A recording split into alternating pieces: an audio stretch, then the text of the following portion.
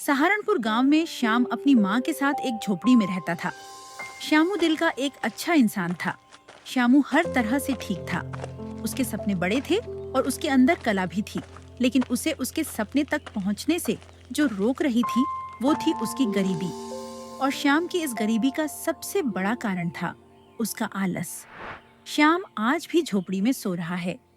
तभी उसकी माँ ऊंचे स्वर में आवाज लगाती है, श्यामू, ओ श्यामू, अब तो उठ जा बेटा, सूरज सिर पर आ गया है। तुम आज भी काम पर नहीं जाएगा क्या? घर में राशन खत्म हो गया है। अगर आज तू काम पे नहीं गया तो कल हम क्या खाएंगे? अरे क्या हुआ अम्मा? क्या सुबह सुबह अपना दिमाग खराब कर रही हो? बस 5 मिनट और सोने दो। बहुत थकान लग रही है, क्योंकि मैं इतनी मेहनत जो करता हूँ। बस 5 मिनट और सोने देना अम्मा। हर दिन यही 5 मिनट सुनते सुनते 5 साल हो गए हैं। अब तो 5 रुपया भी नहीं बचे हमारे पास। और तू क्या काम करता है जो इतना थक जाता है? जब मन करता है तब काम पे जाता है, नहीं तो पूरे दिन सोता रहता है। तू जानता भी है तेरा हलवाई आजकल मुझे क्या क्या ताने मारता है? ये सुनते ही श्यामू उठकर बैठ जाता है और कहता है, वो आदमी हर किसी को चिल्लाता है, मेरे जैसे को भी और अपने बेटे को भी। वो तो पैदा ही गुस्से के साथ हुआ है। और वैसे भी अम्मा, सुबह सुबह पेट ठीक नहीं है। सोच रहा हूँ आज काम पे जाने से अच्छा सो ही जाता हूँ। शायद मेरा पेट दर्द ठीक हो जाए, फिर हमें दवा पर भी पैसे खर्च नहीं करने पड़ेंगे ना। तेरा पेट कब ठीक रहेगा श्यामू? या तू ही कभी ठीक होगा? मैं तुझसे अमीर बनने की उम्मीद नहीं करती बेटा। सिर्फ इतना चाहती हूँ कि तू काम करे, ताकि लोग मुझे ताने ना दें कि मेरा बेटा निकम्मा है, और हम भी 2 वक्त का खाना चैन से खा पाए, बिना सोचे कि अगले दिन क्या खाएंगे। अरे माँ, लोग की जुबान पर ताला थोड़ी लगाया जा सकता है। उन्हें जो कहना है कहें। और तू राशन की चिंता मत कर, मैं कहीं न कहीं से जुगाड़ करके राशन ले ही आऊंगा। तू चिंता मत कर। तभी श्यामू की माँ गंभीर स्वर में कहती है, तेरे बाप ने जब हमें छोड़ा था तू 2 साल था। मैंने खेतों में काम किया, ईंटें ढोई, पर तुझे कभी भूखा नहीं सुलाया बेटा। तुझे स्कूल भेजा, कपड़े दिलाए, और तू आज भी इस चारपाई से बाहर निकलने का नाम नहीं लेता है। क्या कमी रह गई है मेरी परवरिश में? श्यामू चुप हो जाता है और उसकी माँ भी भीतर चली जाती है। श्यामू भी अपने बिस्तर से उठकर बाहर चला जाता है और अपने 2 पुराने दोस्तों बबलू और किशन के साथ जाकर एक पेड़ के नीचे बैठ जाता है। तभी श्यामू का दोस्त बबलू बोलता है, भाई तुझे एक बात बोलूं? तुझे देखकर लगता है कि निकम्मापन भी एक कला है। इतनी मेहनत से निकम्मापन ही रहना सबके बस की बात नहीं है। मतलब तेरे घर के जो हालात है और तेरी माँ तुझे जितने ताने देती है, अगर मैं तेरी जगह होता ना तो कब का कोई काम करने लग गया होता। लेकिन तू अलग है, क्योंकि मैं कला तो है गाय। क्या करूं यार, भगवान ने दी ही ऐसी कला है। अब इसे जाया थोड़ी करूंगा। और मेरी जगह अगर तू होता तो काम करने लगता ना। लेकिन मैं तेरी जगह नहीं हूं, अब क्या कर सकते हैं इसने। पर सोच के देख, तेरी माँ अब बूढ़ी हो चली है, वो कब तक तेरा सहारा बनेंगी। और देख, तुझ तो छोटा तो अपने गांव का रामदीर है, वो भी इतनी सी उम्र में काम करने जाता है, और तू आज भी सूरज उगने तक बिस्तर से नहीं उठता, और उठ भी जाता है तो खाना खाते फिर से सो जाता है। क्या करूं, कोई काम में मन ही नहीं लगता यार। हलवाई के पास भी मजदूरी करके देख ली, खेतों में काम करके भी देख लिया, पर मजा नहीं आता। मुझे लगता है ये काम धाम मेरे बस की बात नहीं है। जिंदगी सिर्फ मजे लेने की चीज नहीं होती भाई, जिम्मेदारियों की भी चीज होती है। तेरे जैसे हजारों लोग हमारे देश में हैं जो हालातों से भागते हैं और फिर रोते हैं कि किस्मत ने उनका साथ नहीं दिया। अब भी समय है, सुधर जा। हम तेरे सच्चे दोस्त हैं, इसलिए तुझे कह रहे हैं, वरना हम खुद अपने काम में इतने डूबे रहते कि हमें सांस लेने की फुर्सत नहीं मिलती। मैं डरा हुआ हूँ किशन, मैं हारने से डरता हूँ, इसलिए शुरुआत ही नहीं करता। मैं यही सोचता रहता हूँ कि क्या होगा अगर मैं हार गया तो लोग मेरा मजाक बनाएंगे और मेरी माँ को भी ताने देंगे। वो तो लोग अब भी करते हैं। अब भी लोग तेरी माता मजाक उड़ाते हैं और तेरा भी मजाक उड़ाते हैं। अगर तू हार भी जाएगा तो क्या होगा? शुरुआत न करने वाला इंसान पहले ही हार चुका होता है श्यामू। श्यामू के दोस्त उसे समझाने की पूरी कोशिश करते हैं, और इतनी बातचीत होने के बाद श्यामू और उसके दोस्त अपने अपने घर की तरफ बढ़ जाते हैं। श्यामू अपने घर जा रहा था, तभी रास्ते में दो गांव वाले आपस में बात कर रहे थे। देखा, आज फिर रामदेई अपने बेटी की जगह दूसरों के घर में बर्तन मांजने गई है। पता नहीं बेचारी कब तक ये सहेगी। भाई तुम सही कह रहे हो, पूरे गांव में चर्चा है। सब कहते हैं उसका बेटा निकम्मा है, ना पढ़ा है ना कमा रहा है, बस दिन भर दुकान पर बैठा रहता है, नहीं तो सोता रहता है। मैं तो भगवान से रोज कहता हूँ कि मेरा बेटा तो हीरा है, हीरा। कम से कम मेरे साथ खेतों में हाथ तो बटाता है। ऐसे लड़कों से तो बेटी ब्याहना भी पाप है। और बेचारी रामदेई का क्या, मर जाएगी काम करते करते, पर लड़का बस चारपाई पे राजा बना रहेगा। लेकिन छोड़ो, हमें इससे क्या।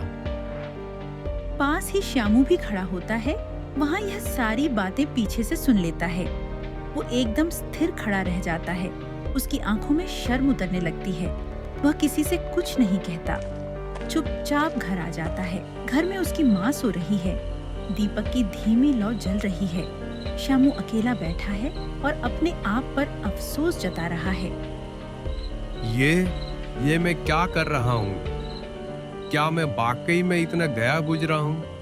माँ ने मेरे लिए सब कुछ छोड़ दिया और मैं माँ के लिए अपना आलस भी नहीं छोड़ पा रहा हूँ। कैसा बेटा हूँ मैं, लेकिन कब तक मैं ऐसे ही जीते रहूंगा? बस अब बहुत हुआ। अब से मैं अपने आलस का त्याग करता हूँ और अपनी जिंदगी को भी बदलूंगा। अब से डरकर जीना बंद, चाहे फिर वो हलवाई की गालियां हो या खेत की धूप। अब मैं नहीं भागूंगा। अब मैं सबको दिखा दूंगा कि सिर्फ मैं निकम्मा नहीं, मैं अगर चाहूं तो सब कुछ बदल भी सकता हूं। श्यामू खुद से ये वादा करता है और अपने बिस्तर पर चला जाता है।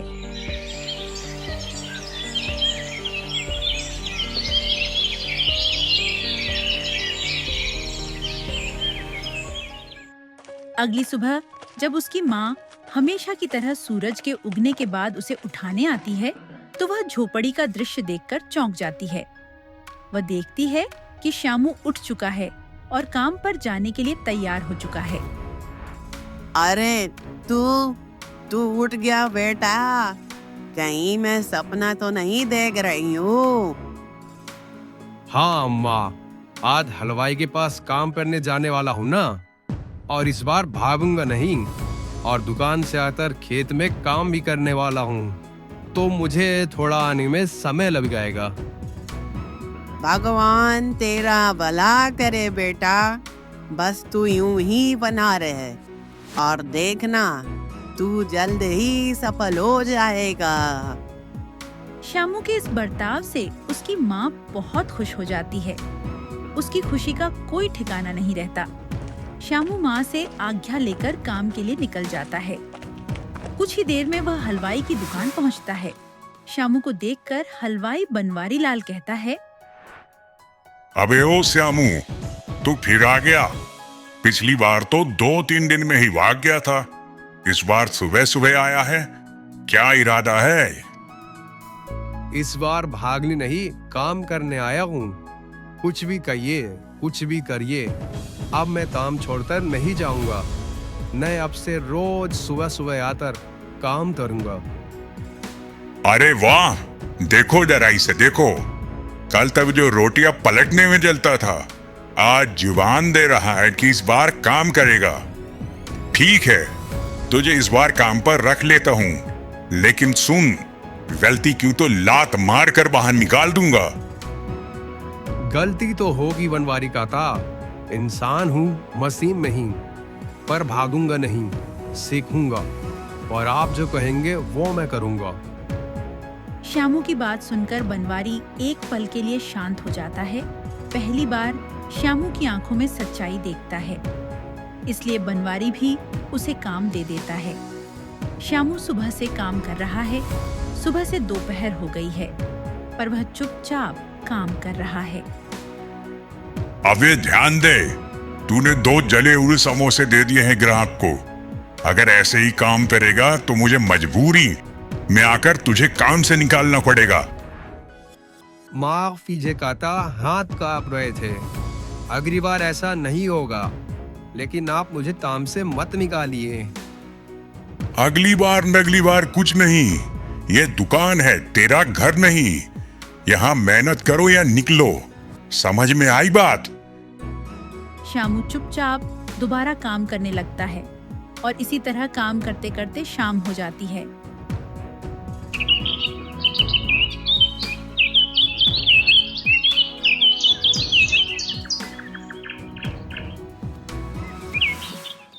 श्यामू दिन भर काम करके घर लौट रहा है।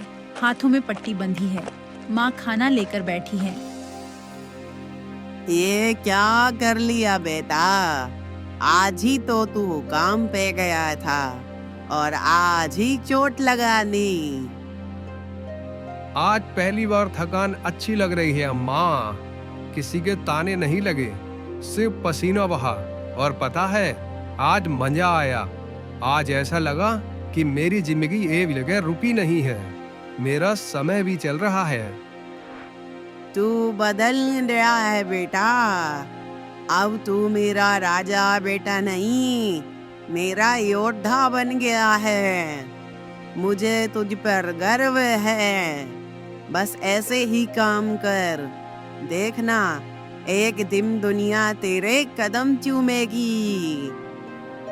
इतनी बातचीत होने के बाद श्यामू खाना खा लेता है और वह दोनों सोने के लिए चले जाते हैं। वह थका हुआ था, लेकिन संतुष्ट भी था। अब वह यही दिनचर्या दोहराने लगा। श्यामू के इस बदले बर्ताव की चर्चा गांव में भी होने लगी। सुना, श्यामू रोज सुबह 5 बजे काम पर निकलता है। लगता है किसी ने ओझा कर दिया है उस पर। सुधर गया है। हाँ, या तो वो बदल गया है या फिर जमाना बदल गया है भाई। ये वही श्यामू है ना, जो महीने भर तक काम करने नहीं जाता था, और कोई काम करने जाता भी था तो भाग के आ जाता था। श्यामू को अब काम करते काफी समय हो गया था, लेकिन पता नहीं क्यों अब श्यामू को काम अच्छा नहीं लगता था। श्यामू काम करने के तरीके अब नए लड़कों को सिखा रहा था। बनवारी लाल खड़ा देख रहा है गर्व के साथ। अबे ओ श्यामू, कल मिठाई में तेरे हाथ से बनी बर्फी, एक ग्राहक बहुत तारीफ कर रहा था कि ये मिठाई तो दिल्ली वाली मिठाई लगती है। अभी तो शुरुआत है काका, मुझे बहुत बड़ा मिठाई वाला बनना है। और आप देखना, एक दिन मेरी खुद की दुकान होगी, उस पर बड़े बड़े अक्षरों में लिखा होगा श्यामू स्वीट्स। अरे वाह, सपना देख रहा है छोरा, और सपने में भी मुझे ही पीछे छोड़ने की सोच रहा है। अब हर सपना सच्चाई बनने की तैयारी में है ताता। आप आलस नहीं, आग लगी है अंदर। आप देखना कि आपका ये श्यामू कैसे अपने हालत बदल देगा।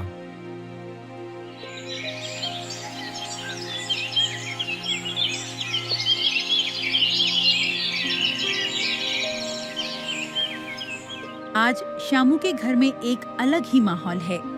उसकी माँ आज थोड़ी उदास है और इसका कारण है श्यामू। अब वह अपने सपनों को पूरा करने के लिए दूसरे गांव जाना चाहता है, क्योंकि वह गांव शहर की सीमा पर लगता है, जिससे वहां आमदनी इस गांव की मुकाबले ज्यादा होती है। तू पहली बार इतना दूर जाएगा बेटा, मुझे डर लग रहा है। कहीं वहाँ के लोग तेरे जैसे सीधे साधे को ठग ना ले। मैंने बहुत किस्से सुने हैं, वो जगह हम जैसों के लिए नहीं है बेटा। अम्मा, तूने ही तो सिखाया था, अगर उड़ना है तो घोंसला छोड़ना पड़ेगा। और अब मुझे जाना है बहुत दूर तक। अब तू तैयारी कर ले, अब जल्द ही तू अमीर होने वाली है। अब तेरे बर्तन धोने के दिन खत्म हो गए अम्मा। पर बेटा, उड़ते पंछियों को शिकारी भी देख लेते हैं। मुझे डर है, अगर वहाँ के लोगों ने तुझे। अगर गिरा तो फिर से उठ जाऊंगा अम्मा, लेकिन अब पीछे नहीं देखूंगा। और उस गांव के लोगों का क्या? अम्मा, मैं किसी से कम हूँ क्या? तू बस अपना ख्याल रखना, नहीं तो मुझे तेरी चिंता होती रहेगी। श्यामू अपनी माँ को बहुत समझाता है, लेकिन माँ का दिल अब भी बेटे को छोड़ने के ख्याल से डरा हुआ है। श्यामू अपनी माँ से आशीर्वाद लेकर और आज्ञा लेकर निकल जाता है। वह गांव दूर होने के कारण लंबे सफर के बाद श्यामू उस गांव में पहुंचता है। चारों ओर शोर, धूल, भीड़, चिल्लाते दुकानदार, सब कुछ उसके लिए नया है। वह थोड़ी घबराई हुई आंखों से चारों ओर देखता है। हे भगवान, ये तो हमारे गांव से बहुत बड़ा गांव लगता है। कहाँ जाऊं, किससे पूछूं, कुछ समझ नहीं आ रहा। मुझे तो लग रहा है कि मैं यहाँ कहीं गुम ना हो जाऊं। क्या करूं? श्यामू अभी यही सब सोच ही रहा था कि तभी उसके सामने एक लंबा चौड़ा आदमी आकर खड़ा हो जाता है, हरिया, जो पहली ही नजर में चालाक लगता है। पहली बार यहाँ आए हो लगता है भाई साहब। हाथ में झोला, हाथों में डर और जेब में सपने। क्यों, सही कहा ना? हाँ भाई, आपने सही कहा। मैं यहाँ पर नया हूँ, मिठाई की किसी दुकान पर काम ढूंढ रहा हूँ। अपने गांव में हलवाई का काम सीखा था, लेकिन यहाँ कुछ समझ ही नहीं आ रहा कि कहाँ जाऊं और किससे पूछूं। किससे पूछूं? क्या बात कर रहे हो बाबू? आपको देखकर लगता है कि आप तो सीधे स्वर्ग से टपके हो।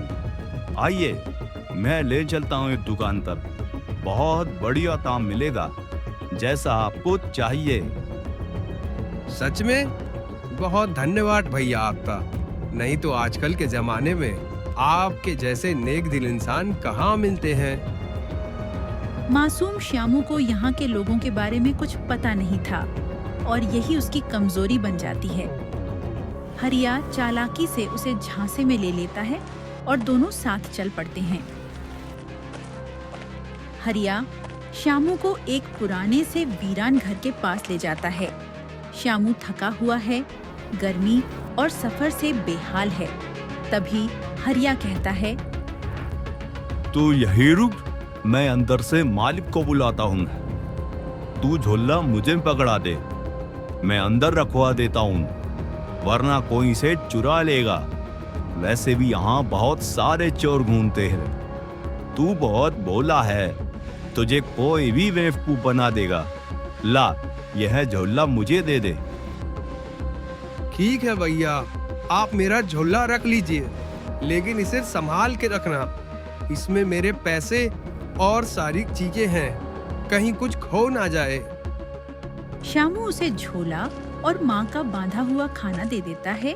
हरिया श्यामू का सामान लेकर उस घर के अंदर चला जाता है। श्यामू बाहर खड़ा होकर उसका इंतजार करने लगता है।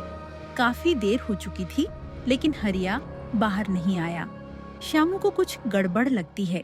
वह रास्ते में चलते एक आदमी को रोकता है और कहता है, अरे भाई, आप जानते हो कि इस घर में कौन रहता है? वो एक भाई मुझे बाजार में मिले थे। उन्होंने कहा कि वो मुझे नौकरी दिलाएंगे और मेरा सामान लेकर अंदर गए हुए हैं। अरे भाई, तुम्हें अभी तक समझ नहीं आया? वो कोई भला आदमी नहीं था, वो एक चोर था और तुम्हारा सामान लेकर भाग गया है। क्या कह रहे हो भैया? उसने मेरा झोला ले लिया, उसमें पैसे थे, अम्मा का खाना था। अब मैं क्या करूं? जब श्यामू को ये पता चलता है कि उसका सामान चोरी हो गया है, तो जीवन में पहली बार वो बुरी तरह मायूस हो जाता है। अब उसके पास न पैसे बचे थे, न ही हिम्मत। वो अपने गांव बिना कुछ किए वापस नहीं जा सकता। वो खुद को संभालता है और आसपास देखता है। उसे एक चाय की दुकान दिखाई देती है। वह वहां जाकर वहां पर बैठ जाता है, भूखा, दुखी और परेशान। तभी चाय वाला उसे देख लेता है। अरे ओ छोरे, खाना खाया क्या? क्यों यूं ही बैठा है? किसी ने लूट लिया है क्या तुझे? नहीं खाया, कोई सामान चुरा के ले गया। मैं इस जगह पर पहली बार आया हूँ। अब पता नहीं कहाँ जाऊँ। मैं तो यहाँ किसी को जानता भी नहीं हूँ। कुछ समझ नहीं आ रहा कि अब करूँ तो करूँ क्या। तभी चाय वाले की दुकान पर जो उसके खाने के लिए होता है, वह श्यामू को परोस देता है। ले बेटा, थोड़ी पूड़ी ले ले। पैसे नहीं चाहिए, बस तू ठीक हो जा। मैं भी जब यहाँ पहली बार आया था तो मेरे साथ भी ऐसा ही हुआ था। मैं समझ सकता हूँ कि तेरे ऊपर क्या बीत रही है, लेकिन भगवान पर भरोसा रख, वह सब कुछ ठीक कर देंगे। धन्यवाद भैया, भगवान आपको बहुत देगा। आप बहुत आगे बढ़ोगे। मैं आपका यह एहसान हमेशा याद रखूंगा। उस दिन श्यामू अपने आप को संभालता है और वहीं सो जाता है।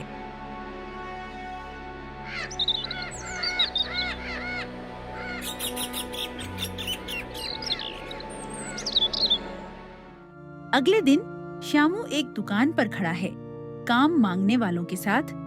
अंदर से एक मोटा अक्खड़ मालिक आता है, सिंह साहब। काम चाहिए तो नियम याद रखो।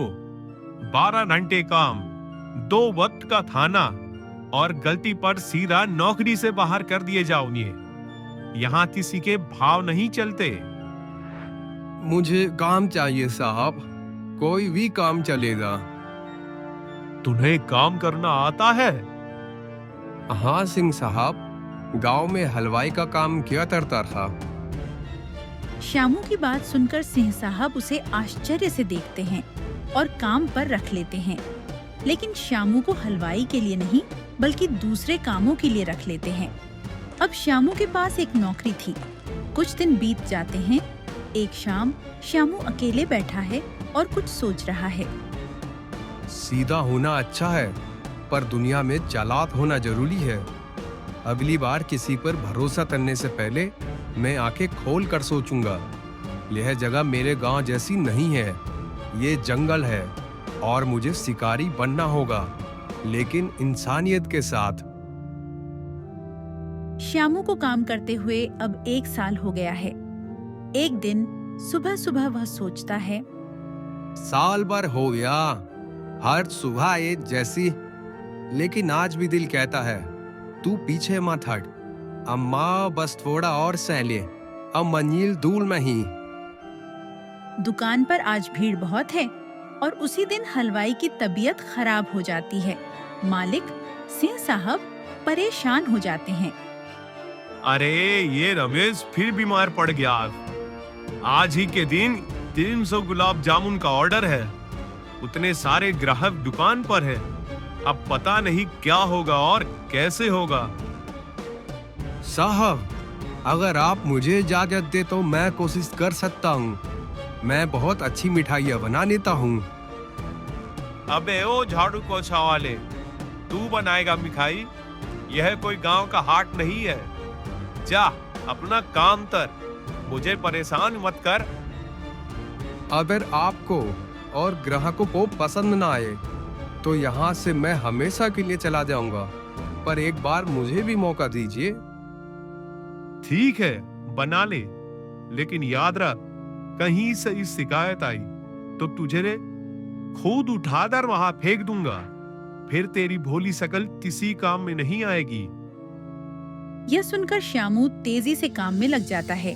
1 घंटे बाद श्यामू सब कुछ तैयार कर देता है और तभी वह एक बच्चे को गुलाब जामुन खाने को देता है। वह बच्चा गुलाब जामुन चखते ही बोलता है, मम्मी मम्मी, ये गुलाब जामुन तो बिल्कुल रस में तैरता चांद लग रहा है। सच में इतने नरम और रसीले रसगुल्ले तो बहुत दिन बाद खाए हैं। मजा ही आ गया। अब तो हमेशा यहीं से सामान खरीदूंगी। स्वीट्स के कुछ भी ऑर्डर आए यहीं से लूंगी। धीरे धीरे भीड़ के बीच मिठाई की तारीफ फैल जाती है और सभी लोग मिठाई की तारीफ करने लग जाते हैं। तभी एक ग्राहक सिंह साहब से बोलता है, अरे भाई साहब, आपके गुलाब जामुन ने तो दिल जीत लिया। सच में सिंह साहब, अब अगली बार से साबिये के ऑर्डर में आपको ही दूंगा। शुक्रिया साहब, शुक्रिया।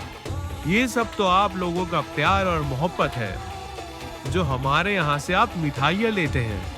हम तो सिर्फ अपना काम करते हैं और इससे ज्यादा कुछ नहीं।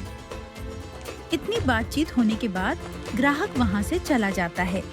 तभी सिंह साहब श्यामू के पास जाकर कहते हैं, गजब कर दिया छोरे, गजब कर दिया। तेरे हाथों में तो जादू है, जादू। सब तेरी मिठाई की इतनी तारीफ कर रहे हैं। तू तो बड़ा छुपा रस्तम निकला रे। आपको मेरी बनाई गई मिठाइयाँ पसंद आई, यही मेरे लिए बहुत है मालिक। अगले दिन एक और ग्राहक आता है और मिठाई के बारे में तारीफ करता है। कल की जो मिठाई थी वह जन्नत सी थी। कौन सा हलवाई है आपका जो इतनी लाजवाब मिठाइयाँ बना रहा है? सिंह साहब झूठ बोलते हुए कहते हैं, ये तो हमारे रमेश का कमाल है जी। सालों का तजुर्बा है उसका। मुझे तो पता ही था कि उसकी मिठाई एक न एक दिन बहुत कमाल करेगी। श्यामू चुपचाप खड़े होकर यह सब बातें सुन रहा था और मन ही मन में सोचता है, जिस मिठाई के लिए लोगों ने दुकान का नाम गा दिया, उस मिठाई के पीछे खड़ा नाम ही गायब है। वाह मालिक। उसी दिन शाम को श्यामू अकेले कमरे में बैठा है। हाथ में माँ की चिट्ठी है जो उसकी माँ ने गांव से भेजी थी। पढ़ते पढ़ते श्यामू की आंखें भर आती हैं और चिट्ठी में लिखा हुआ था, काम में ईमानदारी होनी चाहिए। दुनिया तारीफ करे ना करे, भगवान सब देखता है। और कभी घमंड मत करना और कभी रुकना भी मत। मुझे पता है तुझ में कुछ बड़ा करने की ताकत है। तू कुछ तो कर ही लेगा। बस मेरे बेटे अपना ख्याल रखना, समय पर खाना खाना। मैं थका नहीं हूँ अम्मा, बस थोड़ी देर बैठा हूँ। हिल दौड़ूंगा और इस बार जीत के ही रहूंगा। अगले दिन एक बुजुर्ग आदमी भटनागर साहब दुकान में आते हैं। वो मिठाई छकते हैं और किचन में झांकते ही श्यामू को देख लेते हैं। तभी वह उसके पास आते हैं और कहते हैं, क्या तुमने बनाई है ये मिठाइयाँ? जी, पिछले हफ्तों से तो मैं ही बना रहा हूँ। बेटा, मैं 40 साल से मिठाई का कारोबारी हूँ।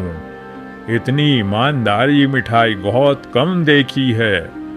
मेरी एक छोटी सी फैक्ट्री है और मुझे एक भरोसेमंद लड़के की तलाश है। अगर तुम चाहो तो मेरे साथ काम कर सकते हो।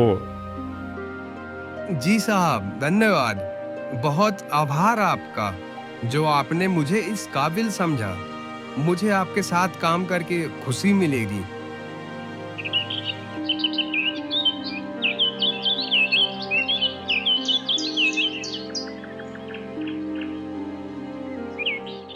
अगले दिन श्यामू भटनागर जी के पास पहुंचता है। तभी भटनागर जी उसे कहते हैं, आ गए बेटा, बहुत अच्छा किया जो तुम आ गए, क्योंकि मैं तो अभी शादी का निमंत्रण देने जाने वाला था, क्योंकि कुछ ही दिनों बाद मेरी बेटी की शादी हो जाएगी, फिर मैं अकेला पड़ जाऊंगा। इसलिए अब मुझे तुम्हारे जैसे किसी भरोसेमंद की जरूरत थी, और जब मेरी बेटी की शादी हो जाएगी तो मैं सब कुछ तुम्हारे हवाले कर दूंगा, एक पार्टनर के रूप में। यह तो आपका बड़प्पन है, नहीं तो मैं आप जैसे लोगों के साथ खड़े होने के लायक भी नहीं हूँ। नमक और मिठाई में फर्क होता है बेटा, पर दोनों जरूरी होते हैं अपने अपने स्थान पर।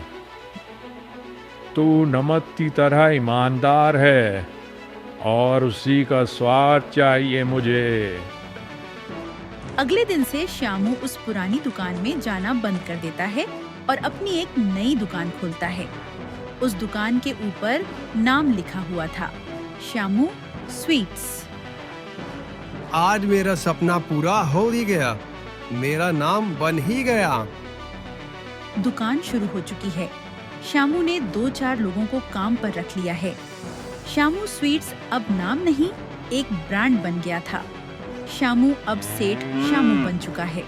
उसकी माँ भी अब शहर आ गई हैं और दोनों मिलकर एक नई, सम्मानित, सुकून भरी जिंदगी जी रहे हैं। जब हम अपने आलस को छोड़कर कठिनाई से लड़ने का साहस करते हैं, तो शुरुआत में सब कुछ मुश्किल लगता है। डर, ताने, समय की धीमी चाल, लेकिन ये सब भगवान की परीक्षा होती है। वो देखता है कि आप कितनी मुश्किलें पार कर सकते हो, और फिर एक दिन सब कुछ सिर्फ एक झटके में बदल देता है।